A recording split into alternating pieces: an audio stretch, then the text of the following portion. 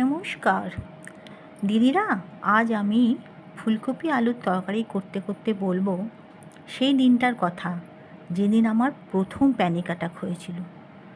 আজ থেকে 8 বছর আগে হঠাৎ এক রাত্রে বুক ধড়ফড় খুব করছিল, যেন মনে হচ্ছিল নিঃশ্বাস আটকে আসছে। মনে হচ্ছিল এই বুঝি এখনই মারা যাব। কাউকে সেদিন বোঝাতে পারিনি। ডাক্তার বলেছিল এটা অ্যাংজাইটি। আমি ভেবেছিলাম জীবন শেষ, কিন্তু এখনও শেষ হয়নি। তারপর থেকে প্রতিদিন নিজের সাথে লড়াই। রাতের পর রাত ঘুম আসেনি, হাত কাঁপে। কিন্তু কি আশ্চর্য দেখুন, আমি কিন্তু রান্নাঘর ছাড়িনি।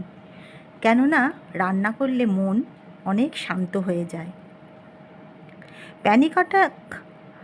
এই প্যানিক অ্যাটাক আসলে কি বলুন তো, ভেতর থেকে নিজেকে শেষ করে ফেলে। কিন্তু প্যানিক অ্যাটাক আসলে আমি নিজেকে বলি আমি ঠিক আছি, একদম ঠিক আছি। 8 বছর আগে যখন কিছু হয়নি, এখনও হবে না। অনেকে বলে এটা নাকি আমার মনের ভুল, বাড়ির লোকও বলে, আর যাদের শেয়ার করি তারাও বলে।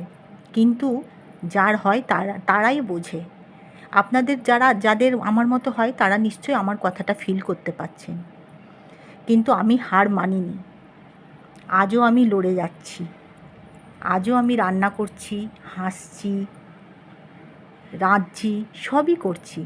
কিন্তু নিজের সাথে নিজের লড়াইটা জারি রেখেছি, চালিয়ে যাচ্ছি। অ্যাংজাইটি প্যানিক অ্যাটাক যাদের হয় আমাকে জানাবে।